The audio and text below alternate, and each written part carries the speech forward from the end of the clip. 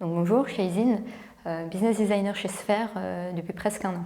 Alors c'est vrai qu'on peut se demander ce qui se cache derrière le terme de business designer, puisque c'est assez nouveau en France. Par contre, être business designer chez Sphère, c'est concevoir de nouveaux produits et services, à la fois pour l'utilisateur et pour les entreprises, en essayant de conserver un équilibre entre les besoins et attentes de chacun, et de faire en sorte que l'implémentation réponde à la vision de l'entreprise.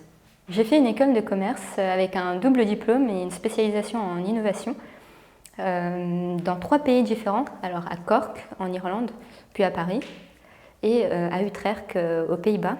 Et c'est à ce moment-là en fait que j'ai découvert les approches centrées utilisateurs, centrées sur l'humain, et le service design. Et j'ai compris en fait qu'il ne suffisait pas d'avoir une nouvelle technologie ou une superbe idée pour innover et qu'en fait tout reposait autour d'une simple question qui est le pourquoi.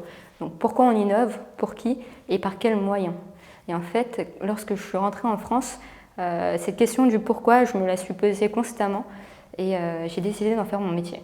C'est à ce moment-là que j'ai rencontré Sphère, qui je trouve allie très bien ces deux aspects-là, donc à la fois le business et le design. Et d'ailleurs, ça se sent au quotidien puisque je travaille avec un designer qui me permet non seulement d'apprendre le métier de l'autre, mais aussi de capitaliser sur mon savoir-faire.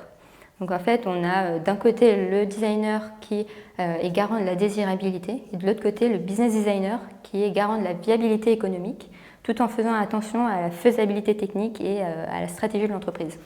En plus d'avoir des projets qui sont super intéressants, ce qui me plaît chez Sphère, c'est que c'est vraiment une aventure humaine. Lorsque j'ai passé mon entretien, c'est ce que j'ai ressenti le plus. Donc les valeurs ne sont pas affichées au mur, mais les gens les incarnent véritablement. Chez Sphère, il n'y a pas de bonne et mauvaise réponse. On discute, on s'écoute, on se trompe et on apprend.